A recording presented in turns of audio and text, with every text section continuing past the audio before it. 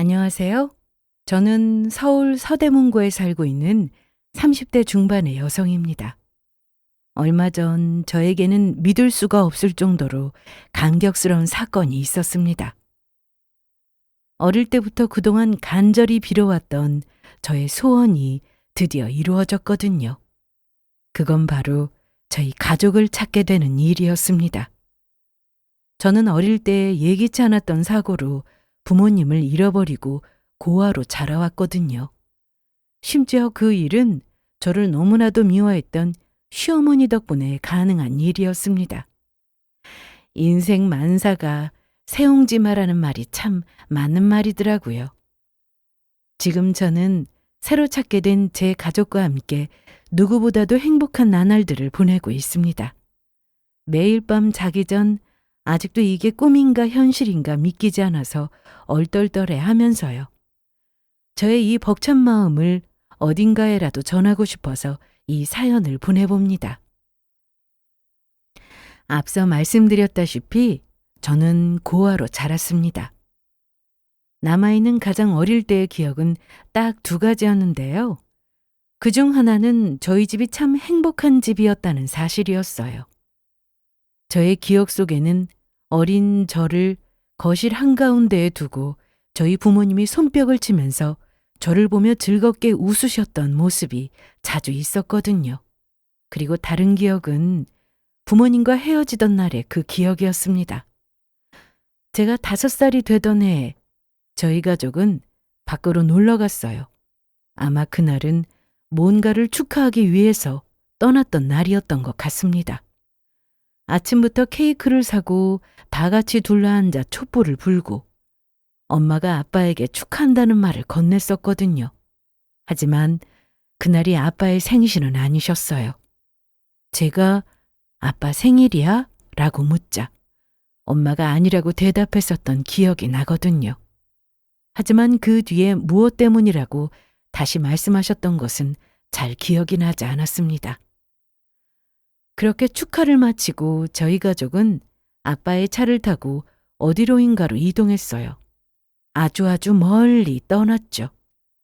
제가 차에서 졸다가 깨다 한 뒤로도 한참을 더 운전해서 갔던 기억이 나거든요. 물론 그것조차도 당시에는 너무 어려서 거리 개념이 없었던 어린아이의 착각일 수도 있었겠지만요. 도착한 곳은 저는 처음 가보는 낯선 장소였습니다. 그날은 아침부터 날씨가 너무 좋았어요. 그 좋았던 날씨가 나중에는 미친 듯이 내리는 비로 바뀌긴 했지만요. 그날은 주말이었고 사람들이 너무너무 많았습니다. 밀려드는 인파 속에서 저는 자꾸 잡고 있었던 엄마의 손을 놓쳤어요. 결국 나중에는 아빠가 저를 번쩍 안아들어서 본인 어깨에 목마를 태우고 다니셨죠. 과자도 먹고 솜사탕도 먹고 아이스크림도 먹고 너무 즐거운 하루였습니다. 비록 그 하루의 끝에서 그런 악몽이 생길 거라고는 생각하지도 못했었지만요. 그날 저는 부모님을 잃어버리고 말았습니다. 아빠가 뭔가를 찾으러 떠나고 엄마와 함께 둘이서 벤치에 쉬고 있을 때였어요. 저는 누군가가 끌고 나온 강아지에 잠깐 정신이 팔려서 그쪽을 향해 뛰어갔고 엄마는 그런 저를 보지 못했었던 것 같아요. 한동안 저는 홀린 듯이 졸졸 강아지들을 쫓아다녔습니다. 그리고 어느 순간 정신을 차리고 보니 그곳은 이미 제가 알고 있던 곳이 아니더라고요. 저는 엄마와 아빠를 열심히 불렀습니다. 하지만 그 어디에도 부모님의 모습은 보이지를 않았어요. 그때 저 멀리서 또 엄마처럼 보이는 사람이 있었고 그 사람이 가는 방향을 향해 열심히 따라갔었던 기억이 마지막이었죠. 그 사람은 당연하게도 저희 엄마가 아니었고요. 저는 펑펑 울면서 어딘지도 모르는 거리를 한참을 걸었고 그 즈음에 하늘에서는 구멍이라도 뚫린 듯이 비가 쏟아지기 시작했습니다. 저는 지나가던 주변 아주머니들에게 의해서 구조되었고 인근에 있던 가까운 파출소로 넘어갔어요. 하지만 부모님을 찾을 수는 없었습니다. 요즘이야 CCTV가 거리 곳곳에 있지만 그때는 무려 30년도 더 전이었어요. 오늘날처럼 CCTV가 많은 것도 아니었고 그곳은 하필이면 제가 난생 처음 가본 동네였습니다. 거기다 저나 부모님이나 아니 우리 모두가 핸드폰이라는 것조차 없었던 세상이었죠. 아이를 잃어버리면 그야말로 찾기가 힘들어지는 시대였어요. 저는 처음에는 파출소에서 기다리다가 얼마 후 임시로 대기하기 위해 아동보호시설로 넘어가게 되었습니다. 그곳에서 계속해서 부모님을 기다렸고요. 그렇지만 끝내 엄마와 아빠를 만날 수가 없었죠. 저는 보호소에서 머물다가 다른 시설로 또 이동하게 되었습니다. 말하자면 고아원이었죠. 그리고 그때부터 본격적으로 그곳에서의 생활이 시작되었어요. 고아원에서는 저와 같거나 비슷한 처지의 아이들이 다양하게도 모여 있었습니다. 저만 엄마 아빠가 없는 게 아니라는 건 한편으로는 위안이 되기도 했고 또 한편으로는 더 절망감을 느끼게 하는 계기였어요. 언젠가는 부모님을 다시 만날 수 있을 거라고 생각하는 것만이 유일한 희망이었는데 시간이 지나도 그 아이들은 대부분 여전히 시설에 머물러야 했거든요. 민선이 내일 아빠가 찾으러 온대. 진짜? 내일 간다고? 나도 들었어. 아까 선생님들이 이야기하더라. 와, 민선이 진짜 좋겠다. 물론 그 중에서도 부모가 있는 친구들이 있었습니다. 사정상 잠시 떨어져 있었다가 나중에 부모가 아이를 애타게 찾으러 온 경우도 있었고요. 그런 친구들이 고아원을 떠나는 날이면 저희 모두는 부러움을 감출 수가 없었죠. 그날 밤에는 유난히 더 잠이 오지 않았고요. 그 친구들이 떠나는 뒷모습이 그렇게 행복해 보일 수가 없었거든요. 저희는 가끔씩 그런 생각을 했어요. 우리가 간절히 바라는 것처럼 언젠가는 나도 여기서 떠날 날이 있을 거라고요. 물론 나를 찾아온 부모님과 눈물의 상봉을 마치고 한 손에는 선물을 또 다른 한 손에는 부모님의 손을 잡고서 말이에요. 고아원 안에만 있을 때도 물론 어려움은 많았습니다. 시설은 너무 낡고 오래되었고 또 형편이 없었죠. 한정된 자원이나 음식에 반해 아이들은 또 너무 많았고요. 예전에는 한 집에 자식을 7, 8명씩 낳기도 했다는데 그런 생활이 아마 이런 건가 싶겠더라고요. 어릴 때는 먹어도 배가 고팠고 뭐든지 다 부족했거든요. 하지만 그나마 그곳은 천국이었어요.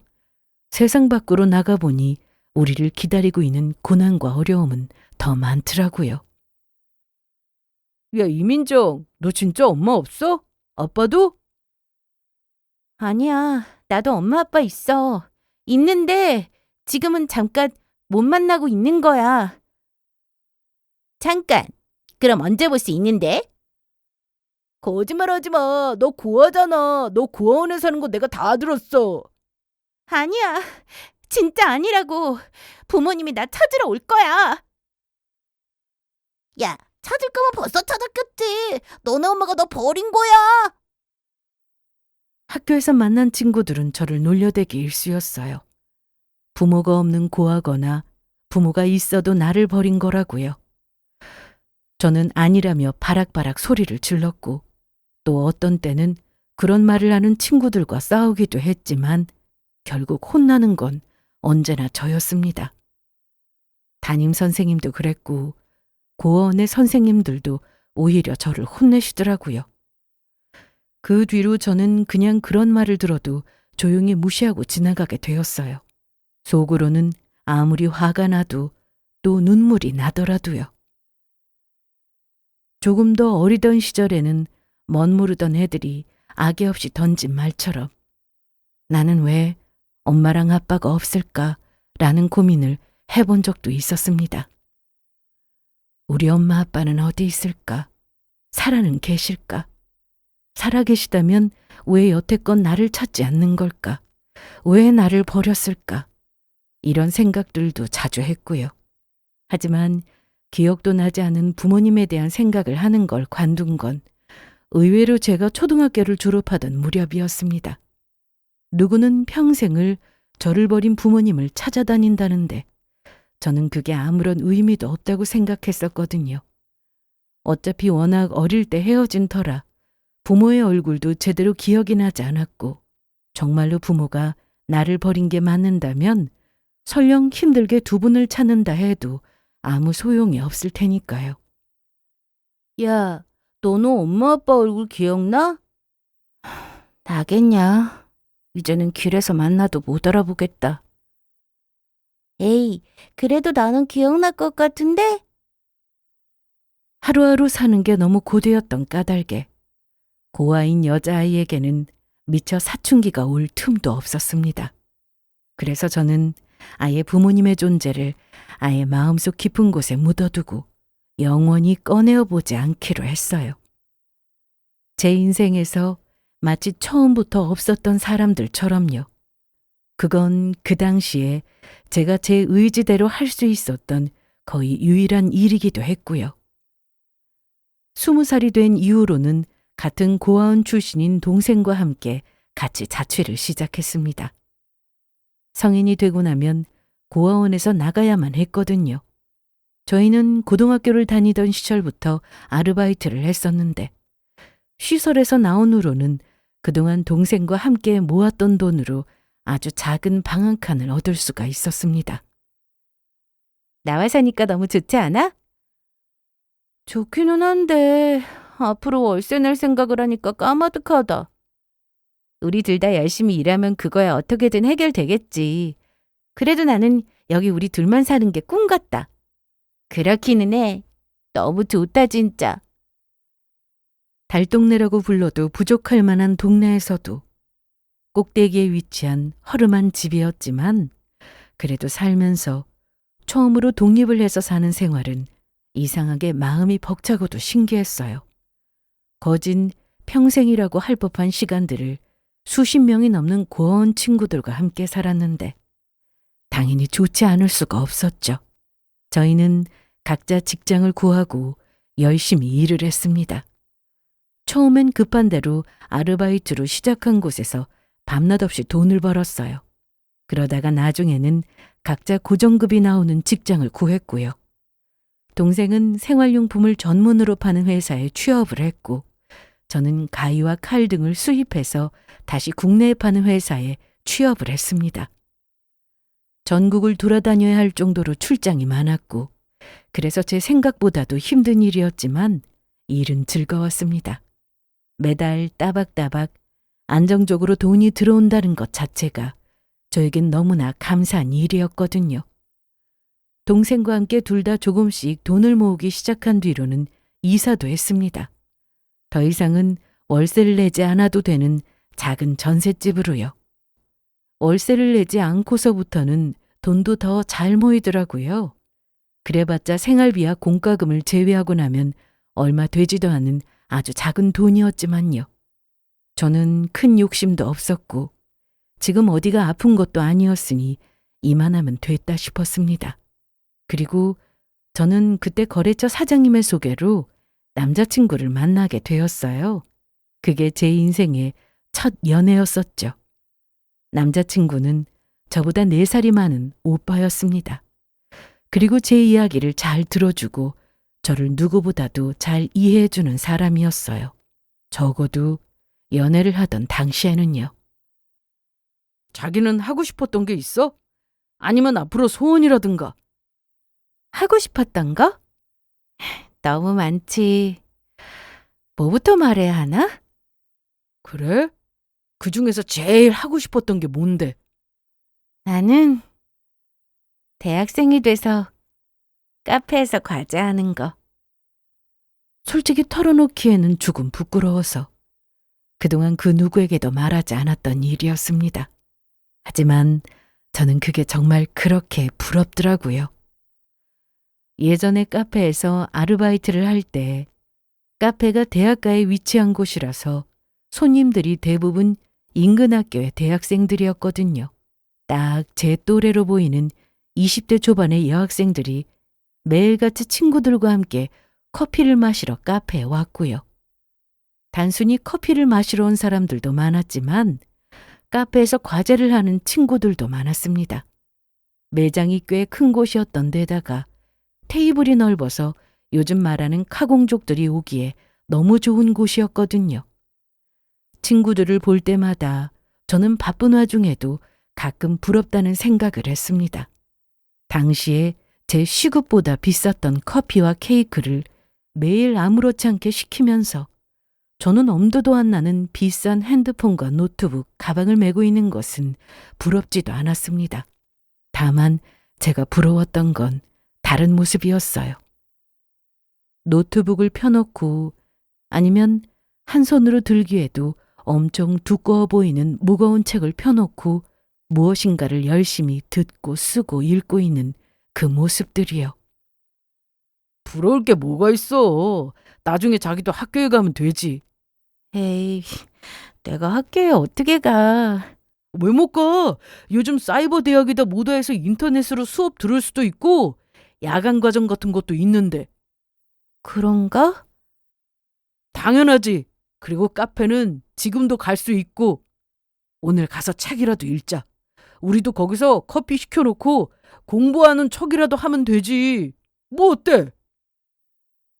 남자친구는 저의 이야기를 듣고는 웃으면서 농담 반 진담 반 섞인 이야기를 해주었습니다.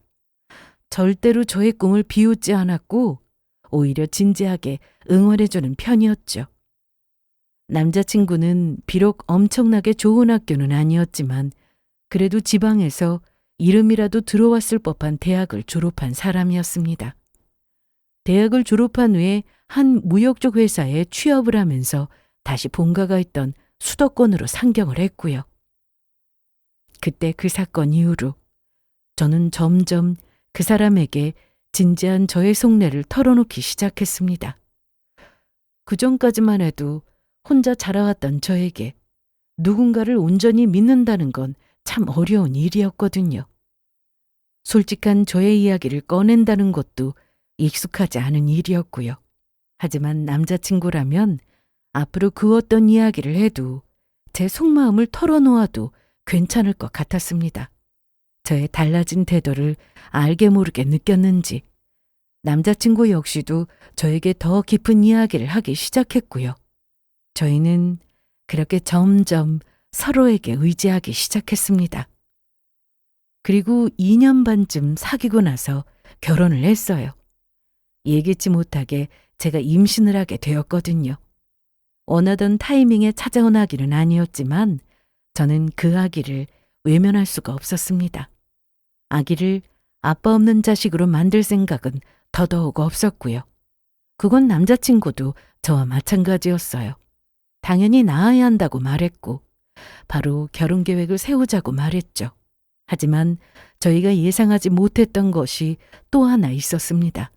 그건 시댁의 엄청난 반대였어요. 내가 너한테 뭐 엄청난 걸 바라기를 했어, 뭘 했어? 그냥 너랑 비슷하게 대학 나온 여자 만나서 평범하게 아기 낳고 사는 게 이 엄마 꿈이라고 했지? 근데 뭐가 어째? 요즘 세상에 대학 나온 게 무슨 의미가 있어요. 그리고 대학이야 정 그러면 나중에 다시 다녀도 되는 거고요. 웃기는 소리 하지 좀 마. 남들 다 다닐 때 안 다니는 학교를 나중에 언제 다닐 건데. 그리고 다 늙어서 뒤늦게 학교 다니는 게 무슨 의미가 있어? 싫은 게 그것뿐이기만 하면 내가 말을 안 하지. 뭐? 이제는 하다 부모도 없는 고아라고? 어머니, 그게 민정의 잘못은 아니잖아요. 왜 어쩔 수 없는 일로 이렇게까지 반대를 하세요? 남자친구는 정색을 하면서 이 결혼을 반대하는 시댁 식구들을 말렸습니다. 특히나 예비 시어머니의 반대는 극심했어요. 대학도 안 나오고 심지어 고아에 가난하기까지 하다면서요. 물론 저도 속이 상했습니다. 이런 상황에는 익숙했지만 저도 사람이었으니 면전에서 하는 반대에 화가 나는 것도 당연했고요. 미안해, 민정아. 어머니께서 저렇게 화내시는 분이 아닌데 왜 저러시나 모르겠네. 아니야. 반대하시는 것도 이해해. 하지만 한편으로는 이해가 된다 싶기도 했습니다. 제가 남자친구의 부모님 입장이었어도 저보다는 조금 더 상황이 나은 며느리가 들어오길 바랬을 테니까요. 하지만 이 결혼을 엎을 수도 없었습니다. 앞서 말씀드렸다시피 저에게는 선택의 여지가 없었거든요. 저는 애초에 아기를 지운다는 선택지가 없었고 뱃속에 있는 아기에게는 당연하게도 아빠가 필요했고요.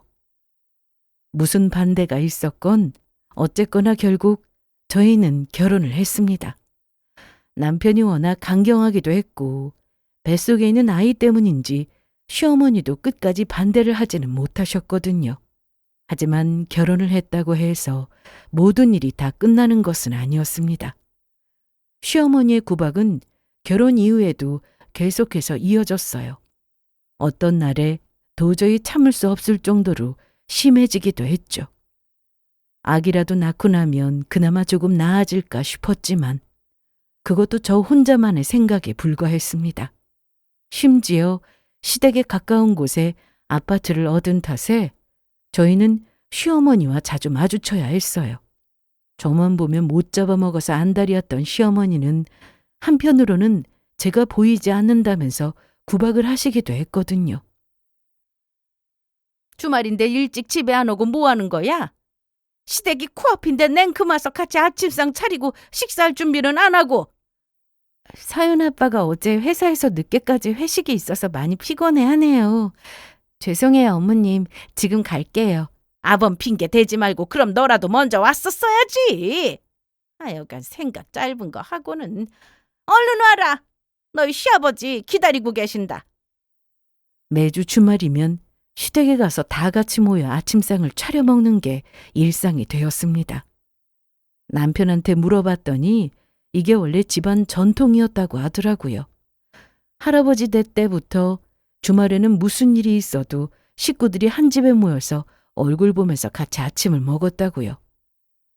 저는 원래 예전부터 아침은 속이 불편해서 잘 먹지도 않았지만 그렇다고 저만 쏙 빠질 수도 없는 노릇이었습니다. 솔직히 말해서 요즘 세상에 어느 집 며느리가 황금 같은 주말에 그것도 아침 일찍 일어나서 시댁에 아침을 먹으러 가고 싶겠어요? 그래서 결혼 직후인 초반에는 남편에게 꼭 가야만 하는 거냐고 물어보기도 했었죠. 하지만 남편은 그런 저를 이해하면서도 은근히 같이 가줬으면 하는 눈치더라고요. 결혼했다고 갑자기 안 가면 서운해하실 거라고요. 이미 미운 털이 박힌 입장이었는데 이것까지 밉보이면 더 힘들어지겠다 싶기도 했습니다. 그때는 남편의 부탁을 들어주고 싶기도 했고요. 하는 수 없이 저는 매주 주말마다 시댁에 가기 시작했고 그게 어느 순간부터는 아예 고정 스케줄로 정해지게 되더라고요. 거기에는 제가 돈을 벌지 않고 있다는 사실도 컸어요. 결혼을 하면서 저는 몇 년 동안이나 다녔던 회사를 그만두게 되었습니다. 정확하게는 결혼을 하면서가 아니라 임신을 하면서부터였죠. 입덧이 너무 심해서 도저히 일을 할 수 있는 상태가 아니었거든요. 물만 마셔도 토하고 식사를 제대로 못하다 보니 탈수와 어지럼증이 너무 심해지는 바람에 병원을 들락거려야 했습니다. 거기다 입덧이 조금 나아졌을 때도 임신성 디스크와 신경통에 시달려야 했어요. 조금만 오래 앉아 있어도 허리부터 다리까지 온몸이 다 찌릿거리면서 참을 수 없을 정도로 통증이 느껴지더라고요. 그 상태로는 도저히 회사를 다닐 수가 없었습니다.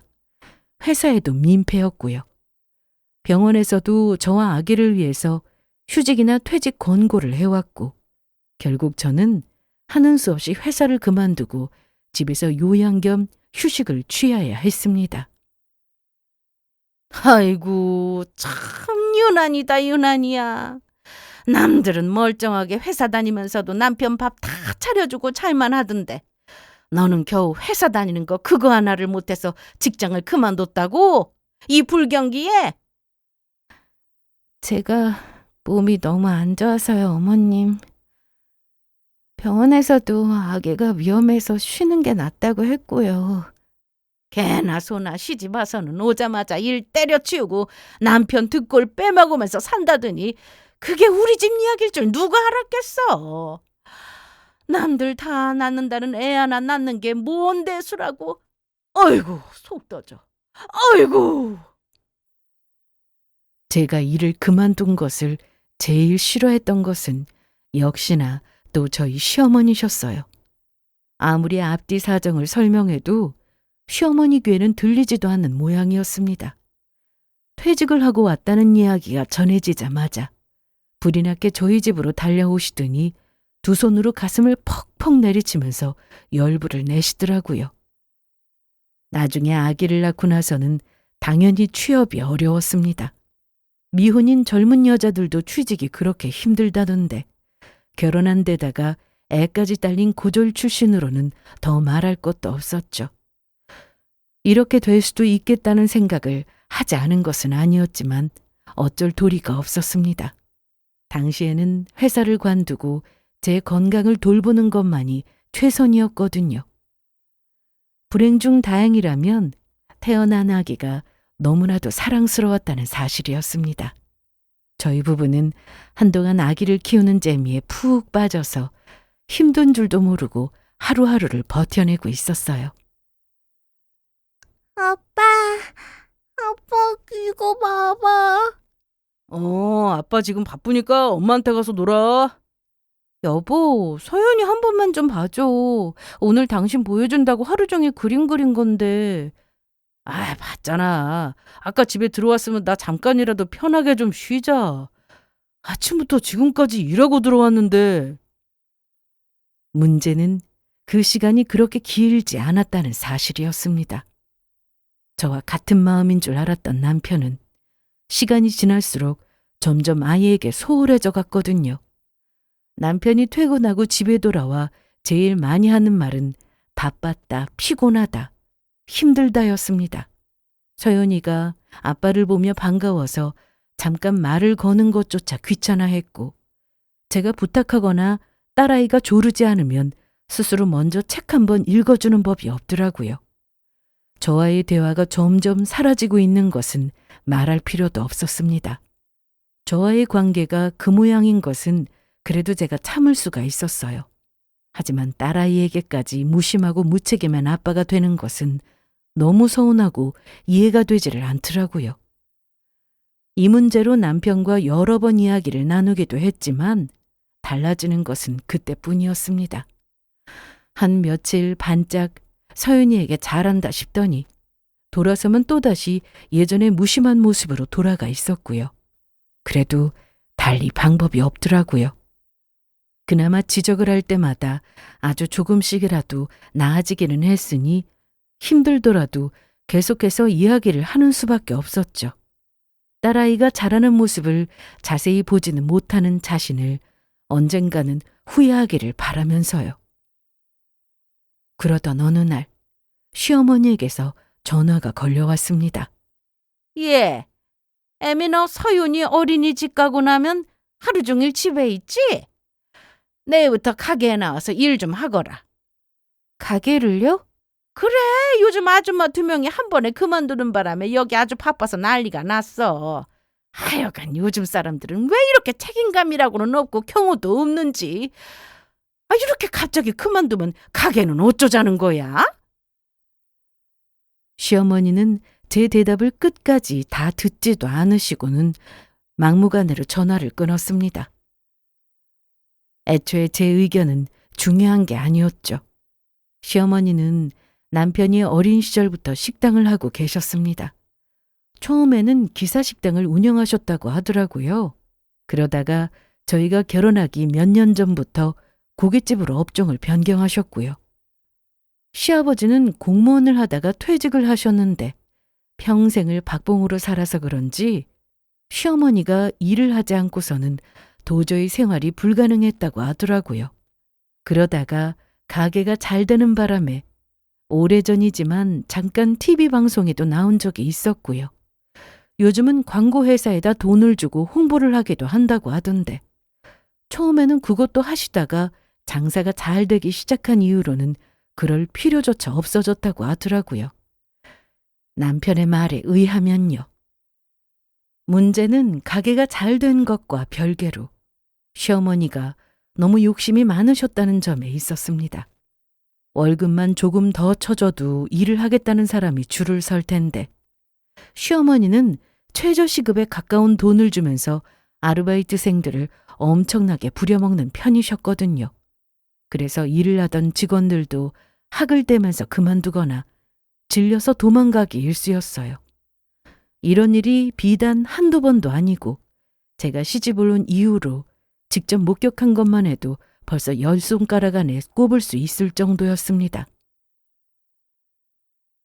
여보, 어머님이 나 내일부터 가게로 나와서 일 좀 도우라고 하시는데? 가게? 갑자기 가게는 왜? 일하시는 아주머니들이 또 갑자기 그만둔 모양이야. 2명이나 관뒀다고 너무 바쁘다고 하시네. 아유, 그러게 돈 좀 올려서 주라니까. 어머니도 참. 그런 사정을 잘 알고 있는 남편은 절레절레 고개를 저었습니다. 하지만 저더러 일을 나가지 말라든가 하는 말은 끝까지 하지 않더라고요. 어쨌든 가게는 열어야 하니 사람 다시 들어올 때까지만이라도 좀 도와드리긴 해야 하는 거 아니냐고 하면서요. 그저 서연이 어린이집 마칠 시간 잘 확인해서 집에 들어오라는 말만 되풀이할 뿐이었습니다. 남편의 말에도 물론 일리는 있었어요. 당장 일손이 딸린다고 해서 문을 닫을 수도 없고 하루가 급한 게 가게 일이었으니까요. 이튿날부터 저는 서윤이를 어린이집에 보내자마자 가게로 달려갔습니다. 고깃집이 문을 여는 시간은 11시부터였지만 그 전부터 식재료도 다듬고 청소도 해야 하고 준비해야 할 것들이 많았거든요. 제가 해보았던 그 수많은 아르바이트 중에서도 고깃집은 처음이었습니다. 재료를 준비하는 일이며 서빙을 하는 것도 쉽지 않은 일이었지만 무엇보다도 불판을 나르는 일이 장난이 아니더라고요. 고기 불판이 어찌나 무거운지 2손으로 들고도 휘청거릴 정도로 엄청난 무게였습니다. 평일에는 그렇게 정신없이 일을 하고 끝나면 다시 또 딸아이를 데리러 어린이집으로 달려갔어요. 주말에는 더 바빴죠.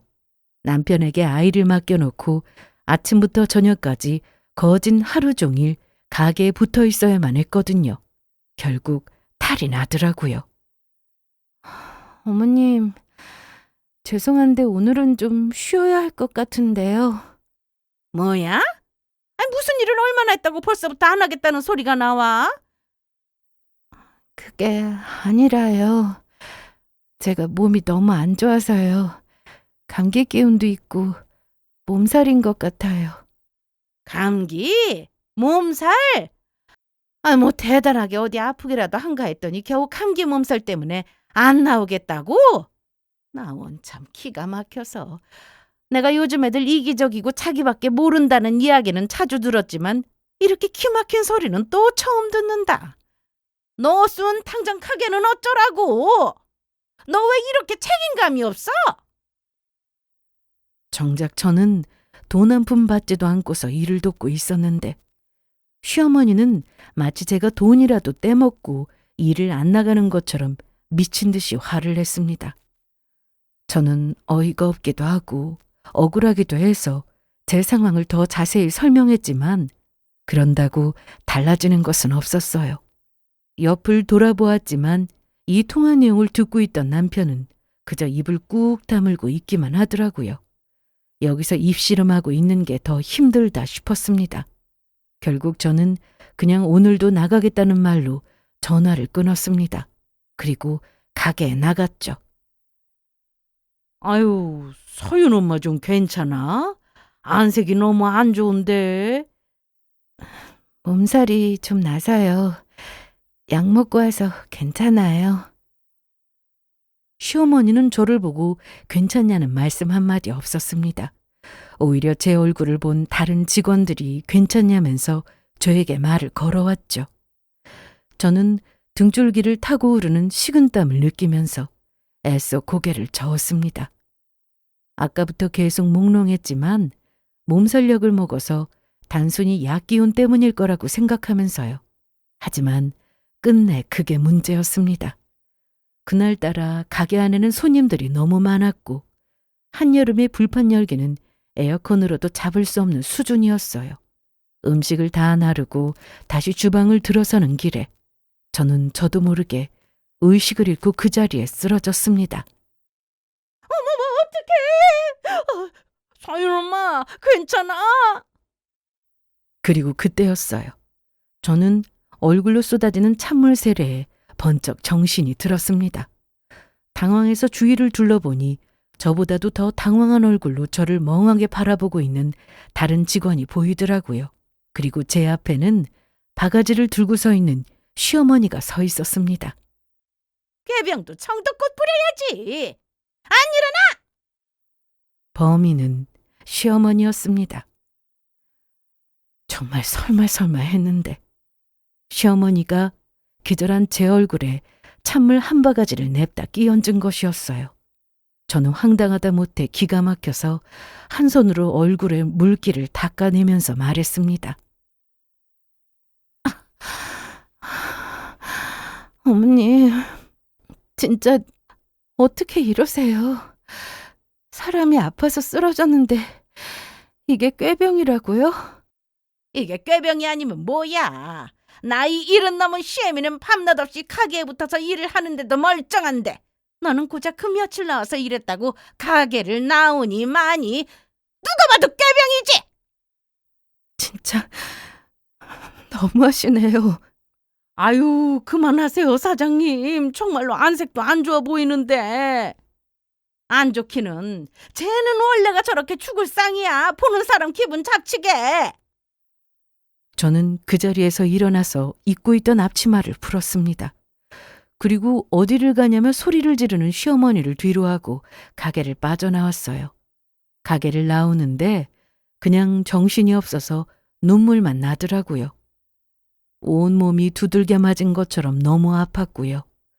결국 가게를 나오자마자 휘청거리던 저는 지나가던 어떤 아저씨의 도움을 받아서 병원 응급실로 향했습니다. 병원을 갔더니 열이 39도가 넘더라고요.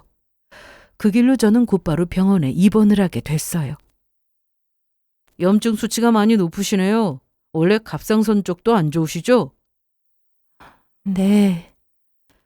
편도선염이 심하게 왔고요. 일단은 며칠 입원하면서 염증 수치가 떨어지는지 확인해 보죠. 단순히 감기 몸살인 줄 알았는데 알고 보니 편도선염이 심하게 와서 그런 것이라고 하더라고요. 조금 더 늦게 왔으면 큰일 났을 거라고 하면서요. 결국 무리한 것이 원인이었습니다. 저는 의사의 지시대로 병원에 입원을 해서 절대 안정을 취했습니다. 입원 당일에 병원에 왔던 남편은 별다른 말이 없었습니다. 그냥 한숨만 내쉬고 있더라고요. 아마도 제가 가게를 그냥 나와버렸다는 이야기를 시어머니에게서 전해들은 모양이었습니다. 저는 그 사건에 대해서 이야기라도 하고 싶었지만 목이 아프고 온몸에 오한이 들어서 그냥 힘겹게 눈을 감았어요. 남편도 별로 이 주제에 대해서 말하고 싶어 하지 않는 눈치였고요. 그날 밤 남편이 돌아가고 나서 처음으로 결혼한 것이 후회가 될 정도로 눈물이 났습니다. 그냥 이 모든 상황이 다 눈물이 나더라고요. 끝도 없이 화를 내는 시어머니도 시어머니였지만 그 사이에서 제대로 조율하지 못하고 이 상황을 방관만 하고 있는 남편에 대한 원망이 더 컸거든요. 시어머니의 막말도 그걸 듣는 제가 얼마나 힘들었는지도 다 알고 있으면서 남편은 시어머니를 말리지도 않고 그렇다고 저에게 따뜻한 위로 한마디 하지도 않았습니다. 하다못해 최소한 제 이야기를 들어주기라도 했더라면 제가 이 지경까지 오지는 않았을 거라는 생각이 들더라고요. 당신 언제 태어나래? 몰라. 아직 회진 돌기 전이야.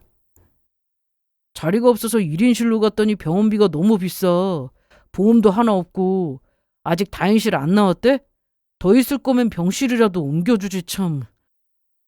그 와중에 남편은 병원비가 비싸다면서 언제쯤 퇴원할 수 있는지를 계속해서 물었습니다. 본인이 병원에다 전화를 건 것도 벌써 여러 차례였지만 결국 환자 본인의 의사가 중요하니 저에게 강력하게 이야기해보라는 의미였죠. 하지만 저는 이대로 퇴원할 생각이 조금도 없었습니다. 솔직한 심정으로는 남편의 꼴도 보고 싶지 않을 정도로 오만정이 다 떨어진 상태였거든요. 심지어 남편은 이런 상황에서도 애 보기가 힘들다면서 투덜거리고 있었습니다. 그때 저는 처음으로 남편과 이 결혼 생활을 지속하는 것이 맞는지 진지하게 고민하고 있었어요. 퇴원하기 전에 제 마음을 정리하고 싶었죠. 그리고 드디어 다음 날 퇴원해도 좋다는 허락이 떨어진 그날 오후 저는 전혀 예상하지도 못했던 손님을 맞이하게 되었습니다. 혹시 이민정 씨 맞나요? 네, 전데요. 그런데 누구시죠? 조심스럽게 노크를 한 병실 문으로 들어온 건 제가 모르는 손님이었어요. 나이는 저희 시어머니와 비슷한 연배였고 아마도 부부로 추정되더라고요. 두 분이 손을 꼭 마주잡고 들어오셨거든요. 그런데 그 두 사람의 얼굴이 뭔가 심상치 않아 보였습니다. 저를 아래위로 훑어보더니 금방이라도 눈물을 떨굴 것처럼 두 눈에 물기가 가득했거든요. 잘못 찾아온 손님인가 싶었지만 제 이름을 정확하게 묻는 걸 보면 그런 것까지도 않았습니다. 저는 의아해하며 자리에서 일어섰어요.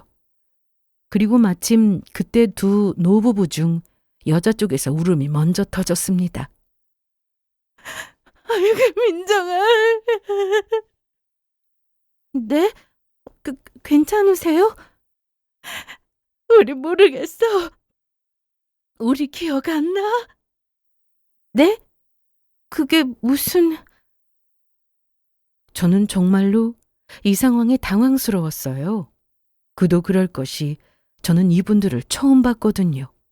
그런데 뭔가 시간이 지날수록 기분이 점점 이상해지더라고요.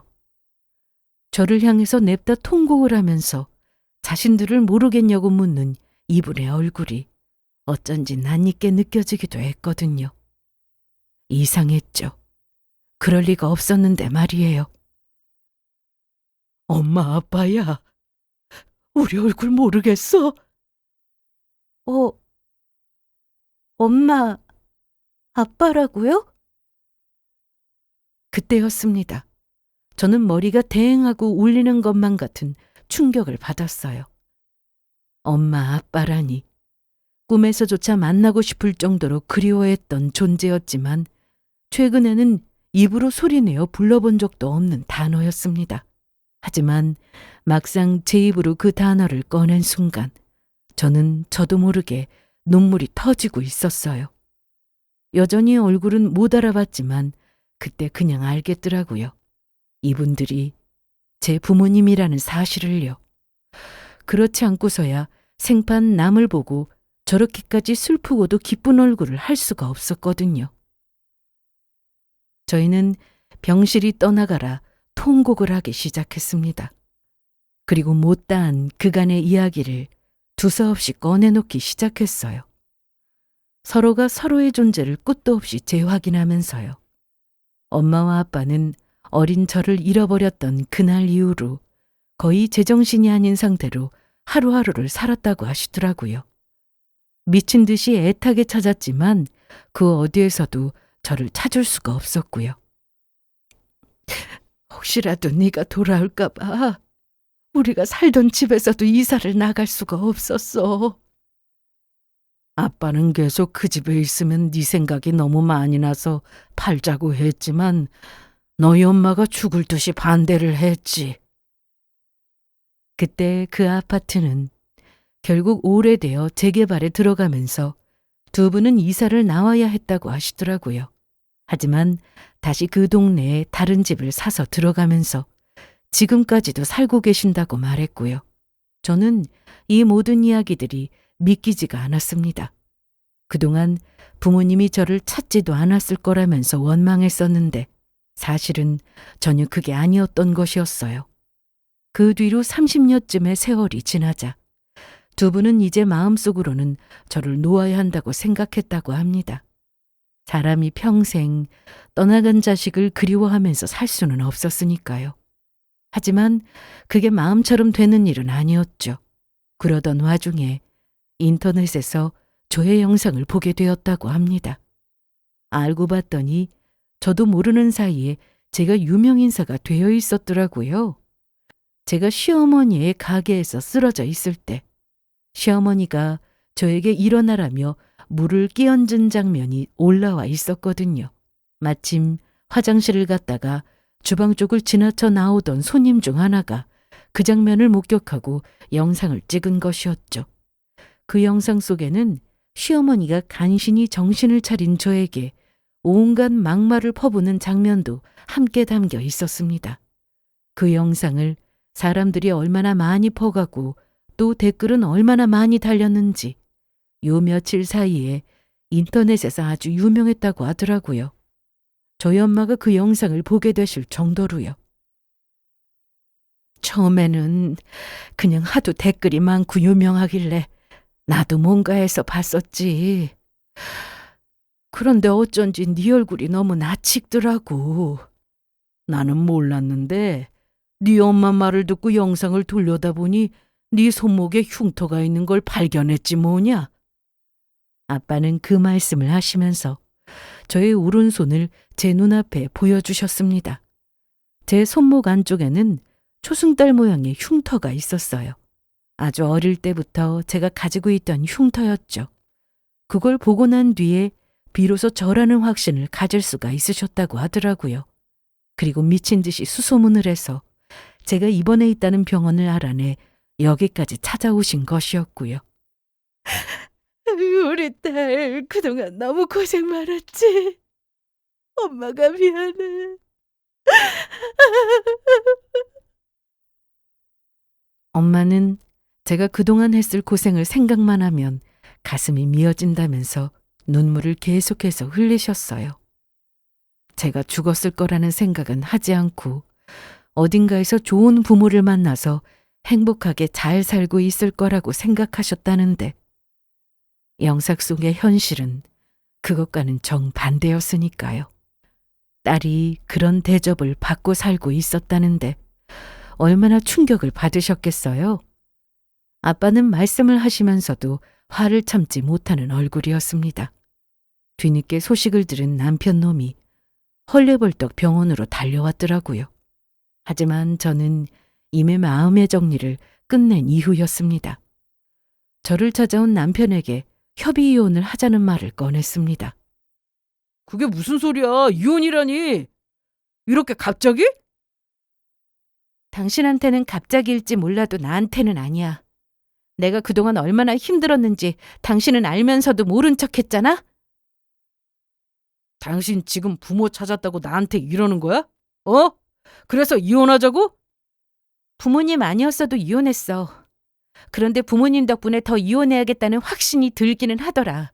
그 집안이랑 당장에 연을 끊으라고 하셨거든.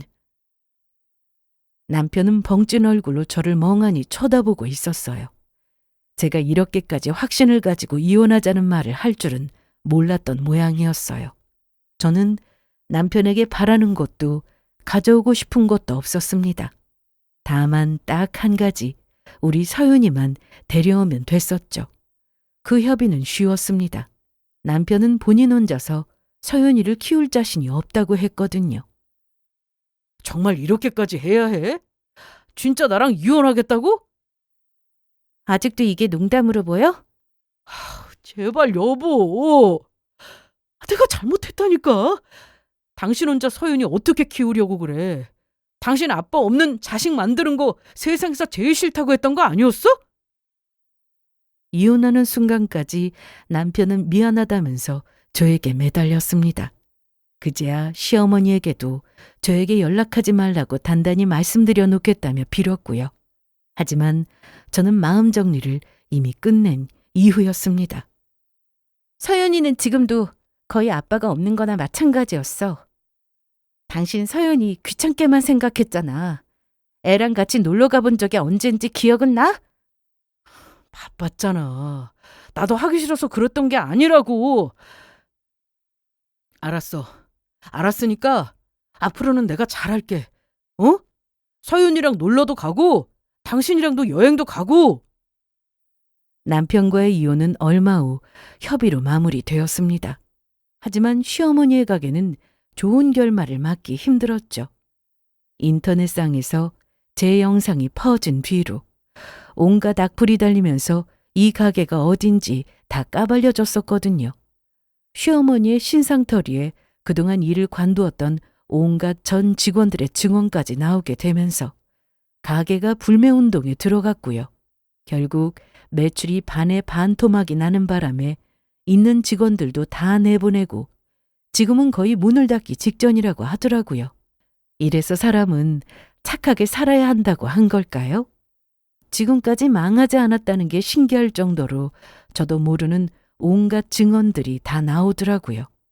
저를 그렇게 힘들게 했던 시어머니였는데 아이러니하게도 저희 부모님을 찾게 된 게 시어머니 덕분이라니 세상 일은 참 알 수가 없더라고요.